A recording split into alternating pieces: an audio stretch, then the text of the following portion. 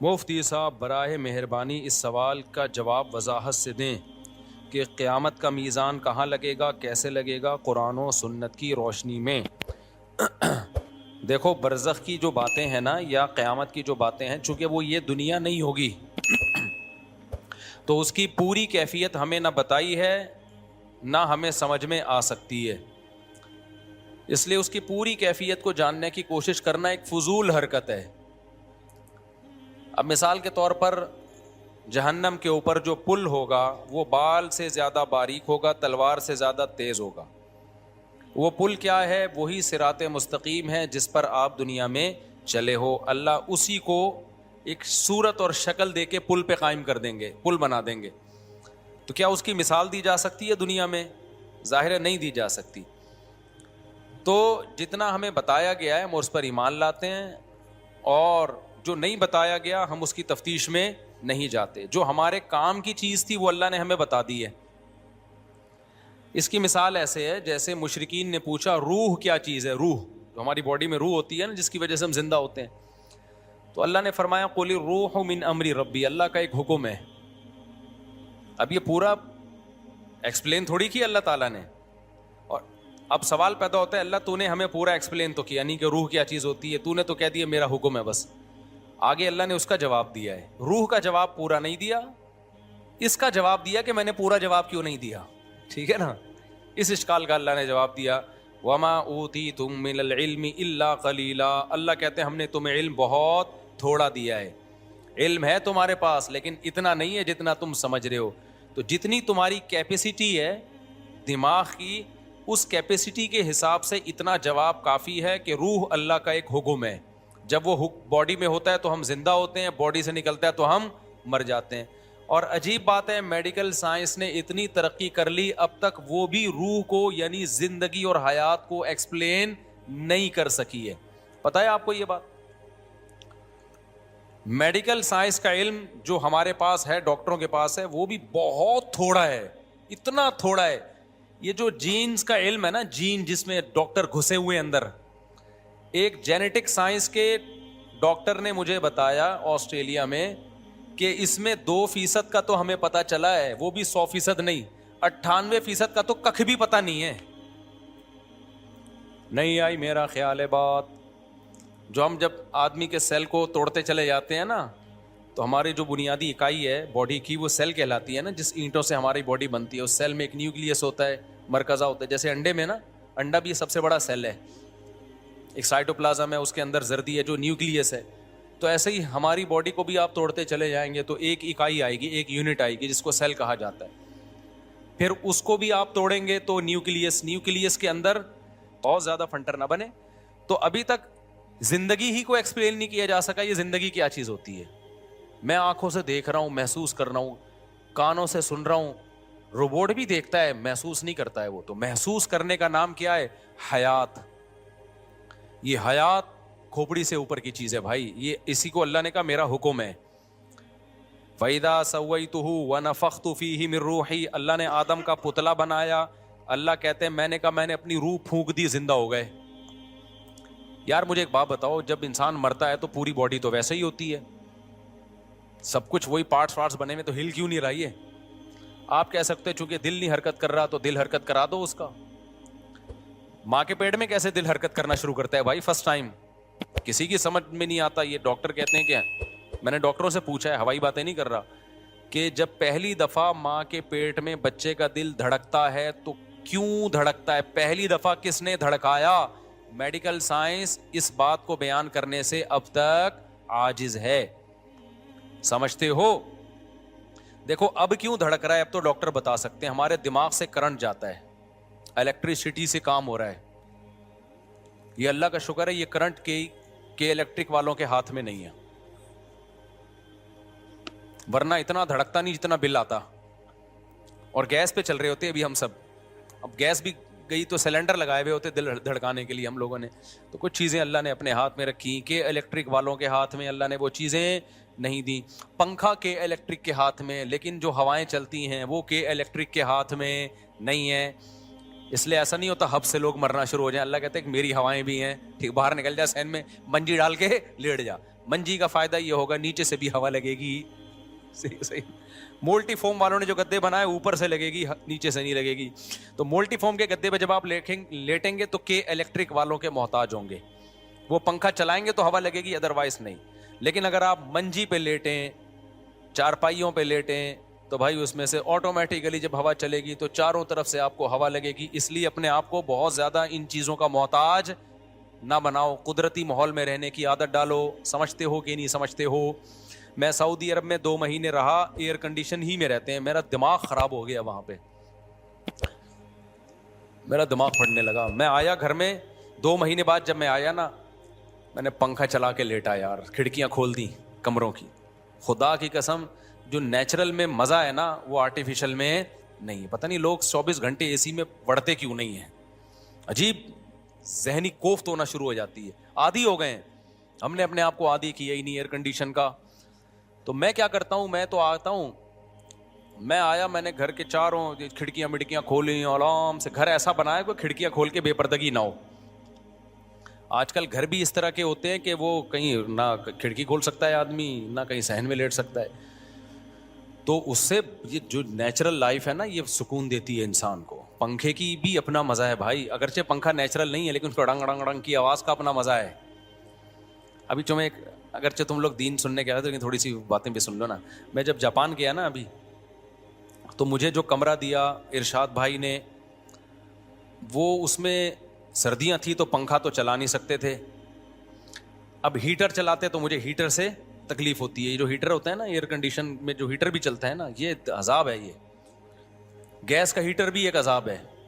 لکڑیوں کی آگ بھی ہم نے تاپی ہے, اس میں وہ ٹینشن نہیں ہوتی جو گیس کے ہیٹر میں ہوتی ہے. پتہ ہے آپ کو, لکڑیوں کی آگ جلا دو نا کمرے میں, اس سے جو ہیٹ ملتی ہے اس سے آدمی اسٹریس ڈپریشن میں نہیں جاتا.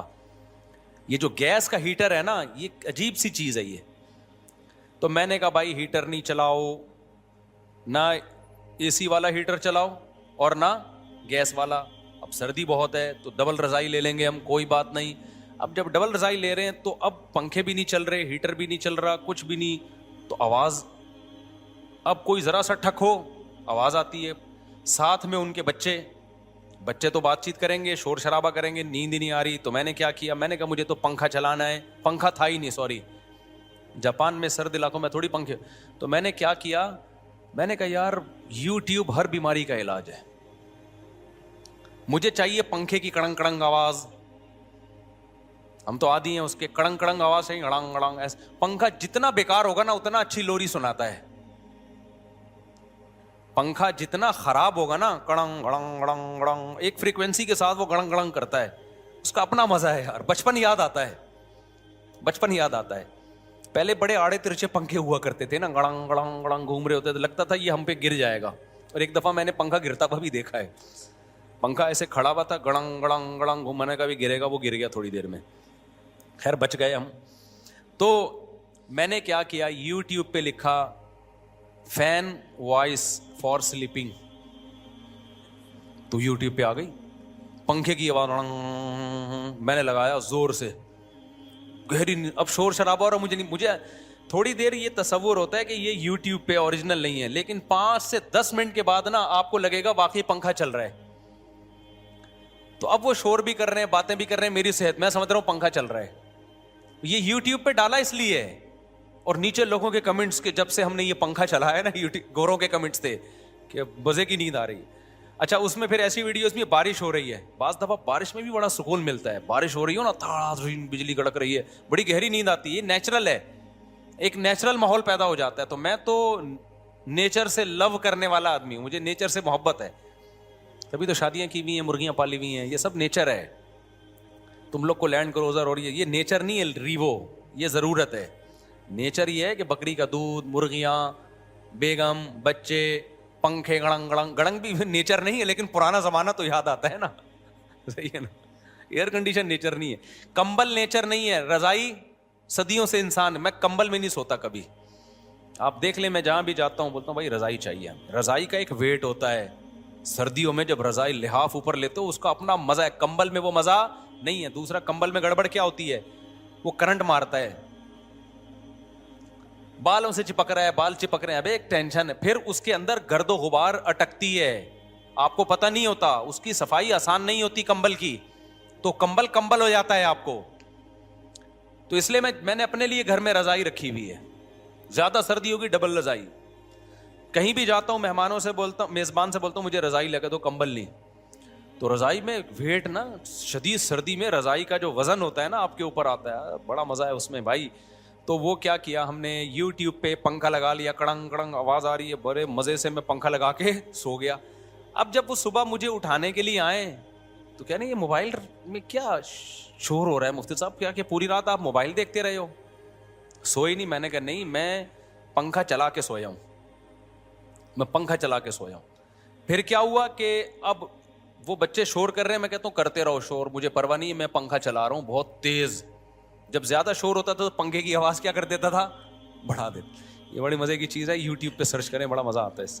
خیر میرے بھائی, اور آسان اس سے اچھا طریقہ کسی کا بیان لگا لو. بعض دفعہ میں بیان لگا لیتا ہوں, اپنا نہیں لگاتا, کیونکہ اپنا لگاؤ نا تو پھر وہ اور نیند غائب ہو جاتی ہے, اس میں ہنسی کی باتیں آتی ہیں, تو میں کبھی خود اپنے ہی لطیفے پہ ہنسنا شروع کر دیتا ہوں. تو میں پھر کسی بڑے بزرگ کا بیان لگا دیتا ہوں. اس کا فائدہ یہ ہوتا ہے نالج میں بھی اضافہ ہوتا ہے, موٹیویشن بھی ملتی ہے, اور بعض دفعہ نیند بھی آ جاتی ہے, بیان سنتے سنتے سو جاتا ہے آدمی. یہ جب کرتا ہوں جب دماغ چل رہا ہو. آج کل سیاسی حالات نے نا دماغ کا دہی بنا دیا ہے, کسی کو بھی ٹائم پہ نیند آ جائے اس کا مطلب وہ پاگل ہے.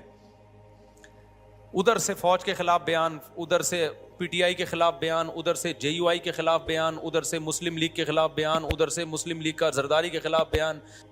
ویڈیوز بھی دیکھ رہے ہیں, صحافیوں کو بھی سن رہے ہیں, ادھر کی سنو ادھر, اتنا دماغ کی دہی ہو جاتا ہے. پھر میں بند کر دیتا ہوں, دفع کرو یار, ہم ایسی کی تیسی, ہم اگلے کی ٹینشن اپنے اوپر کیوں لیں. تو اس کے لیے پھر رات کو پنکھا چلانا بولو ضروری. تو پھر پنکھا چلا کے سوئے, جب بھی ایسے ٹینشن ہونا بیان لگا دو یا پنکھا چلاؤ. تو خیر کہاں سے کہاں بات چلی گئی. تو میں جو سوال پوچھا تھا کہ بہت ساری چیزیں ہماری مینٹل لیول سے اوپر کی ہیں, تو ہمیں آخرت کی جو باتیں بتائی گئی ہیں, ترازو بھی لگے گا, اس ترازو کی کیفیت کیا ہوگی. ایسے کوئی فرشتہ یوں کر کے بٹے لے کے بیٹھا ہوا ہوگا ترازو کے, یا کوئی ڈیجیٹل ترازو ہوگا, کیا ہوگا یہ ہمیں اب بتایا تو کیا. ترازو کے ایک پلڑے میں گناہ رکھے جائیں گے, ایک پلڑے میں نیکیاں رکھی جائیں گی. بس ہماری فہم کے مطابق بات کی گئی ہے. دیکھو ترازو تو یہ بھی ہے جو آج کل تھرمامیٹر بھی تو ایک ترازو ہے نا, جو ٹیمپریچر کو ناپتا ہے.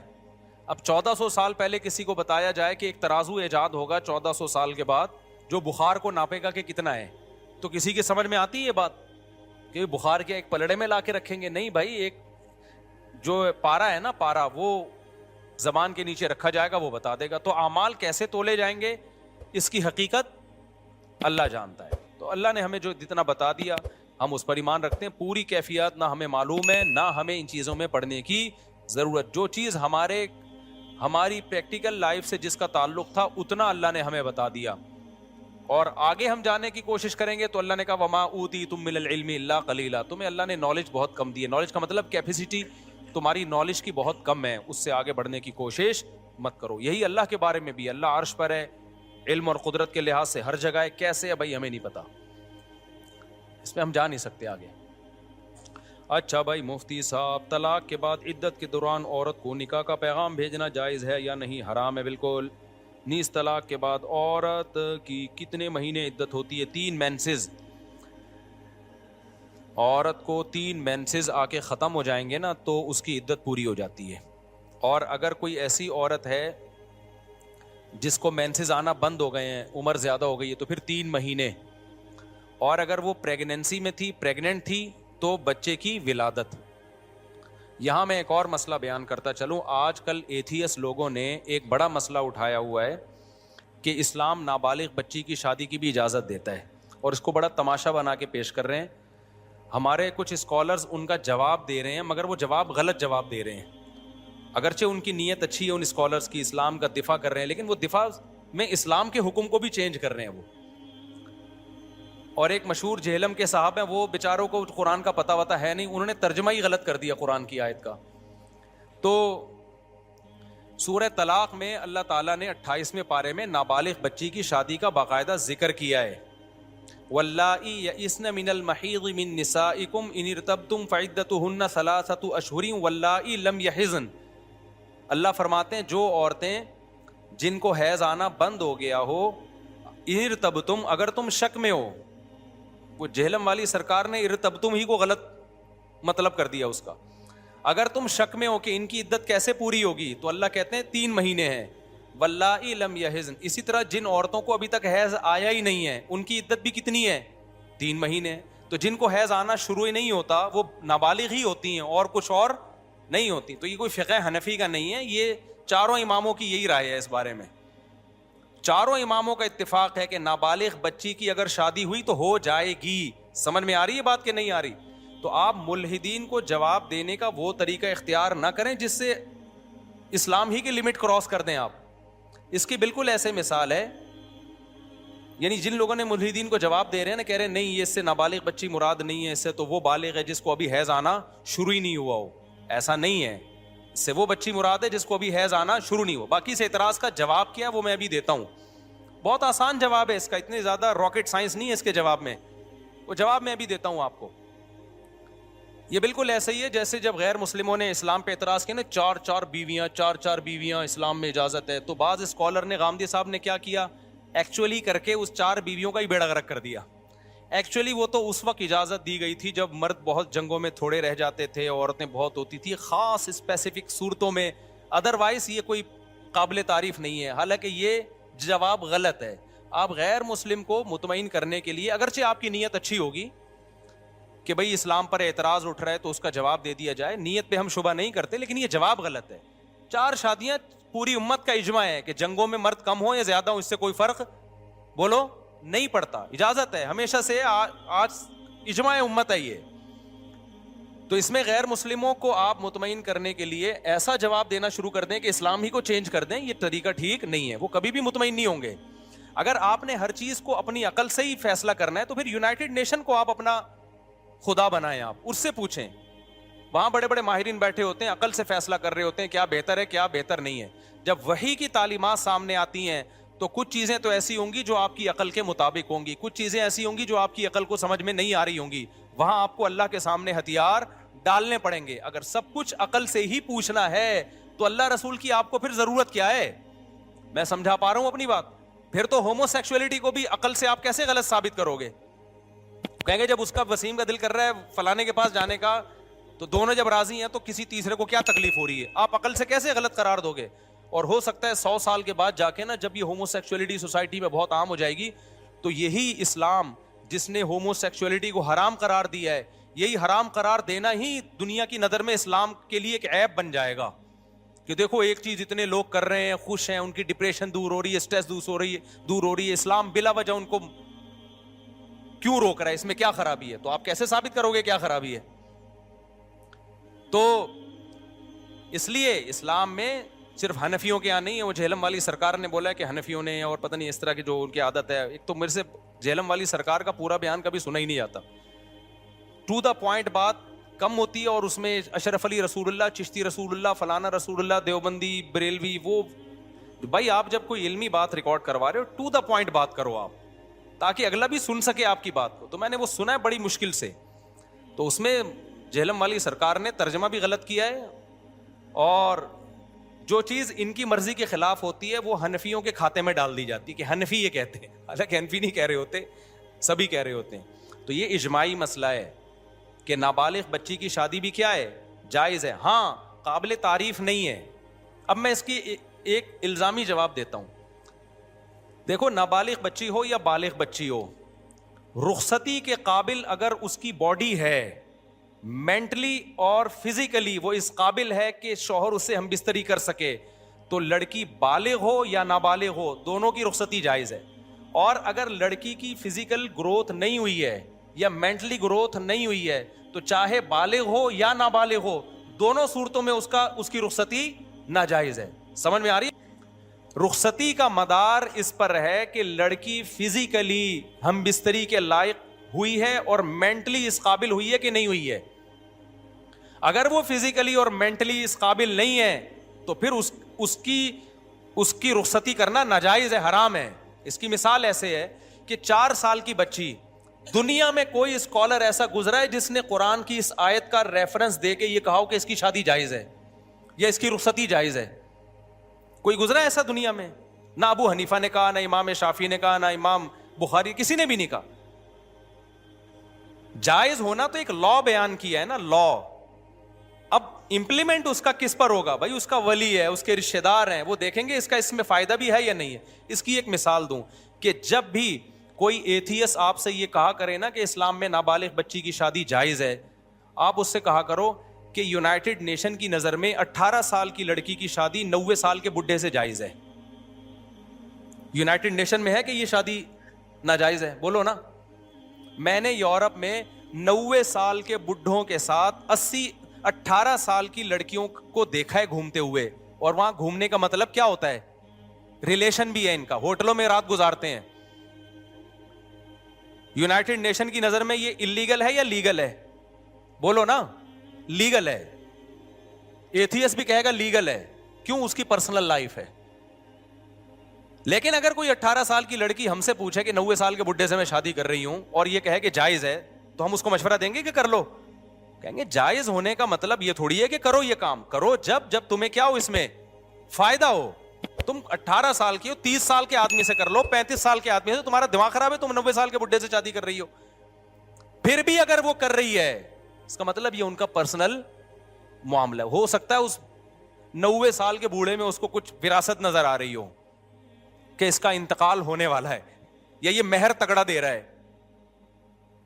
تو اسلام نے نابالغ بچی کی شادی کو جائز قرار دیا، ترغیب نہیں دی ہے، ترغیب بلوغت کے بعد ہے۔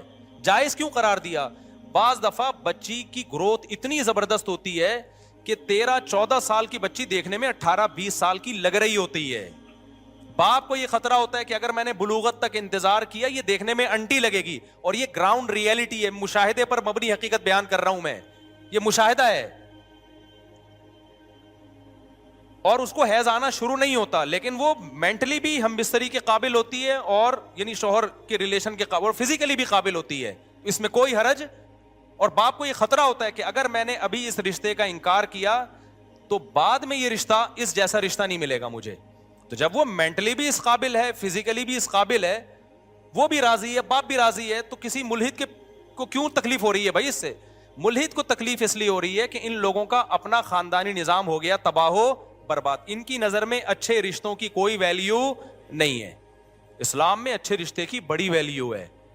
اور تمام علماء جو نابالغ بچی کے نکاح کی بات کرتے ہیں نا، اور اس نابالغ سے وہ نابالغ جو مینٹلی اور فزیکلی ہیلدی ہو چکی ہو، سمجھتے ہو کہ نہیں؟ یہی وجہ ہے کہ امی عائشہ کا نکاح 6 سال میں ہوا، رخصتی 6 سال میں نہیں ہوئی ہے، رخصتی 9 سال میں، کیونکہ بالغ ہو چکی تھی، مینٹلی بھی اور فزیکلی بھی بالغ ہو چکی تھی، وہ ہو چکی تھی، اس لیے 9 سال میں۔ اور اگر حضرت ابو بکر دیکھتے کہ یہ 9 سال میں ان کی گروتھ نہیں ہوئی ہے تو وہ نہ کرتے رخصتی، کیونکہ مدار اس پر نہیں ہے کہ بالغ ہو چکی ہے کہ نہیں ہو چکی ہے، مدار اس پر ہے کہ اس کی جو جسمانی اور مینٹلی جو ہیلتھ ہے، اس ذہنی اور جسمانی نشوونما، اس میں وہ میچور ہو چکی ہے کہ نہیں ہو چکی ہے۔ کتنی لڑکیاں 18 سال کی عمر میں بھی ہم کہتے ہیں ان کی شادی نہ کرو۔ اب کوئی ماں باپ یہ کہیں کہ اللہ تعالیٰ نے تو اجازت دی ہے جلد شادی کی، ہم کہتے ہیں جی ہے، اوور آل اجازت ہے، لیکن آپ کی بچی مینٹلی جو ہے نا وہ سسرال کو ابھی نہیں سنبھال سکتی۔ تبھی تو میں کہتا ہوں بچی بالغ ہوتے ہی شادی کرو، بشرطے کہ آگے آپ کو سسرال ایسا مل رہا ہو جو اس کو بچوں کی طرح رکھے، اس پر وہ ذمہ داریاں نہ ڈالے جو ایک بڑی میچور عورت کی ذمہ داریاں ہوتی ہیں۔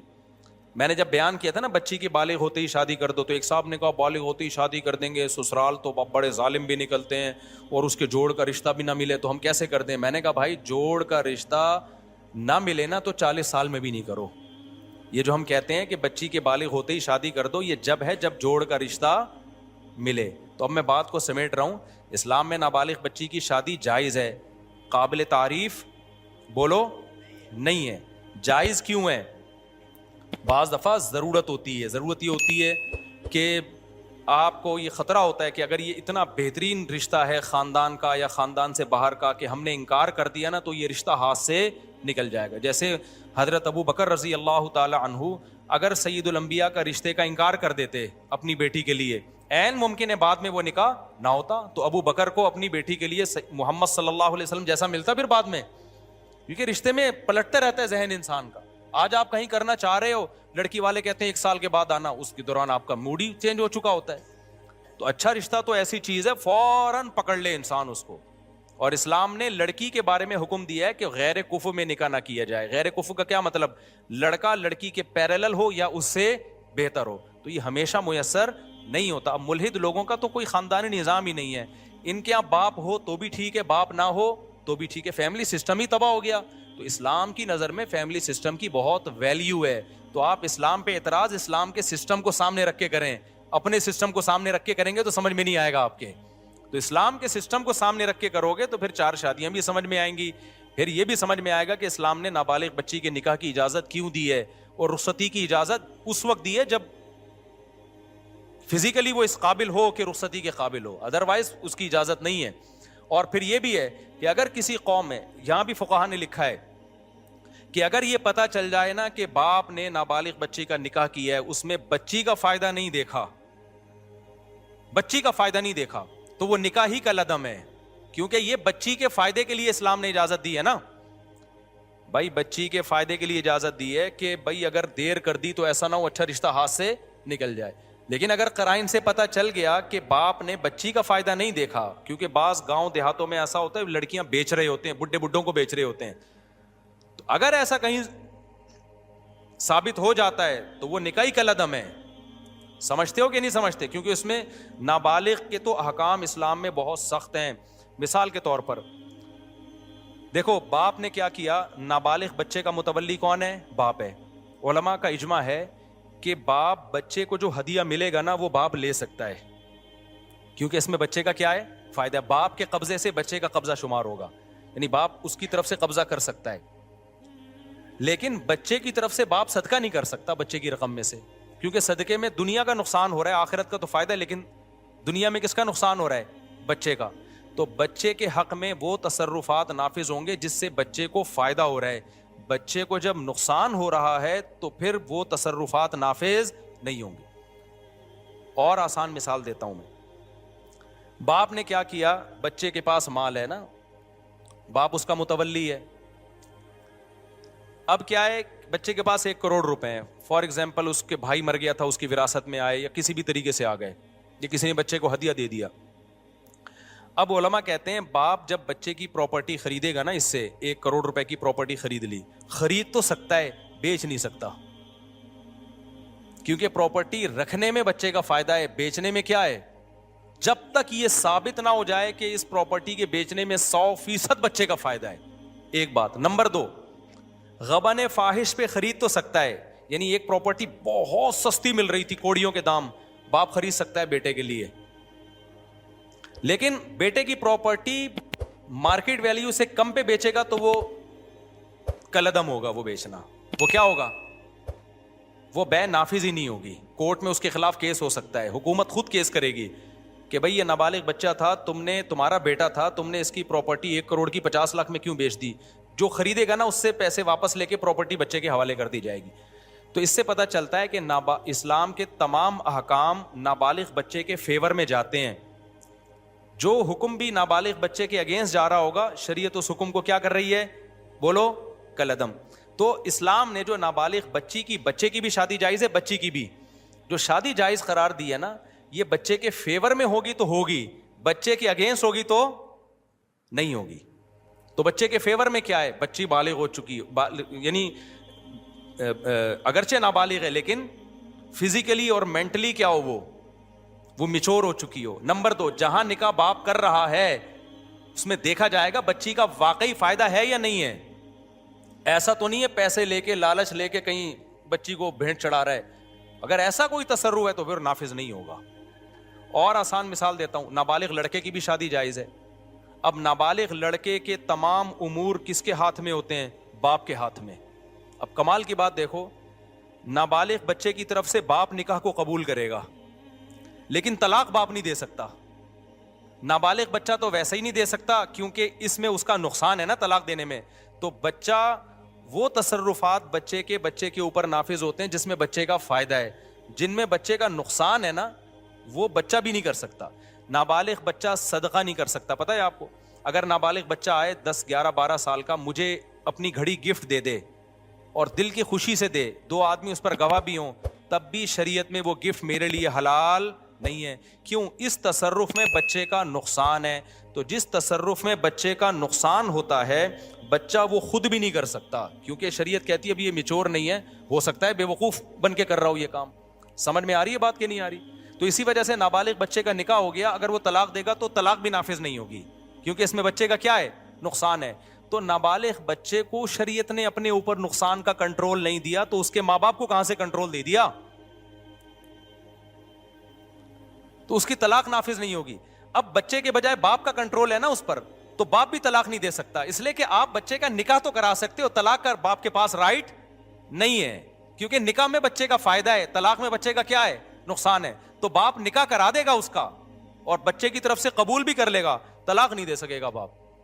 تو جتنا اسلام نابالغ بچے بچیوں کو فیور کر رہا ہے نا, یہ ملحد لوگ اس کی خاک کے برابر بھی نہیں پہنچے ہیں, اور ان کا خاندانی سیٹ اپ ہی نہیں ہے, ان کی نظر میں نکاح کی ویلیو نہیں ہے, اچھے رشتوں کی ویلیو نہیں ہے, اس لیے اٹھا کے یہ صبح شام پھینکتے رہتے ہیں اسلام نے نابالغ بچے کی شادی کی اجازت دے دی, پھر کہتے ہیں 3 سال کی بچیوں کی شادی بھی جائز ہے, 4 سال کی بچیوں کی شادی بھی جائز ہے.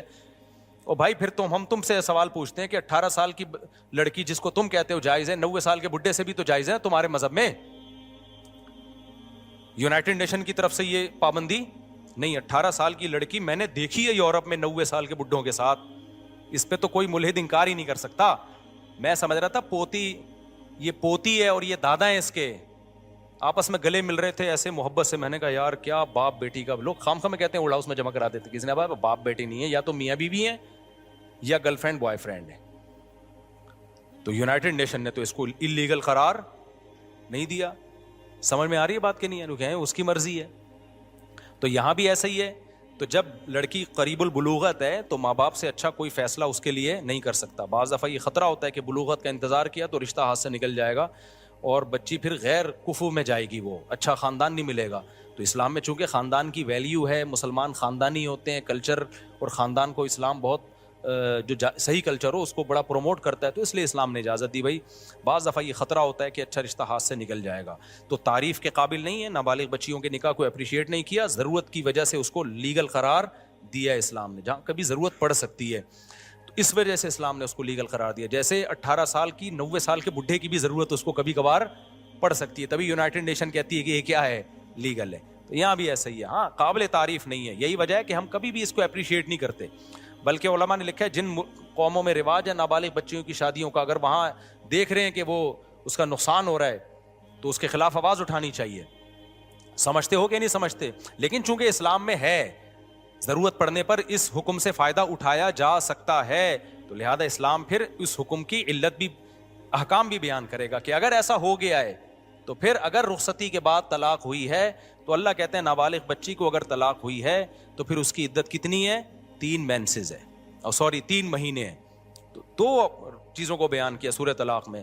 وَأُولَاتِ اللہ تعالیٰ کیا فرماتے ہیں؟ وَاللَّائِي يَئِسْنَ مِنَ الْمَحِيضِ مِن نِّسَائِكُمْ, اللہ فرماتے ہیں وہ عورتیں جو حیض سے مایوس ہو چکی ہیں, یعنی بڑی عمر کی ہو گئی, حیض آنا بند ہو گیا. اِنِ ارْتَبْتُمْ, اگر تمہیں شک ہے کہ ان کو تو حیض آتا ہی نہیں ہے, ان کی عدت کیسے پوری ہوگی؟ اِنِ ارْتَبْتُمْ میں جہلم والی سرکار نے ڈنڈی مار دی. تو اللہ کہتے ہیں اِنِ ارْتَبْتُمْ, اگر شک ہے کہ ان کی عدت کیسے پوری ہوگی, تو اللہ فرماتے ہیں فَعِدَّتُهُنَّ 3 أَشْهُرٌ, ان کی عدت کتنی ہے؟ 3 مہینے. آگے اللہ نے فرمایا یہ تو وہ ہیں جن کو حیض آنا بند ہو گیا ہو, بوڑھی ہوں. اب ذرا ہم پیچھے کی طرف بھی آتے ہیں جن کو بھی حیض آنا شروع ہی نہیں ہوا. وَاللَّائِي لَمْ يَحِضْنَ, تو ان کی بھی یہی عدت ہے. بیچ کی عورتیں ہیں جو درمیانی عمر کی ہیں, ان کو اللہ نے سورہ بقرہ میں بیان کر دیا کہ ان کی عدت 3 قروء, 3 حیض ہے. تو صاف 2 اور 2 4 کی طرح, اس میں کوئی حنفی شافی کچھ بھی نہیں ہے. جہلم والی سرکار نے بلا وجہ ہر چیز میں اپنا بغض حنفیوں کے خلاف نکالنا, پتہ ککھ بھی نہیں ہے. صحیح ہے نا. مفتی صاحب ملاقات کے بعد یہ ہو گیا بھائی عدت کے دوران نکاح کا پیغام بھیجنا بھی حرام ہے. صرف اتنا جائز ہے گول مول طریقے سے بات چیت کر سکتے ہو. گول مول, جیسے کوئی عورت بیوہ ہو گئی تو آپ کہہ سکتے ہو کہ بھئی جب آپ کی عدت ختم ہو تو ایک اچھا رشتہ ہے, مراد آپ خود ہی ہو اس سے.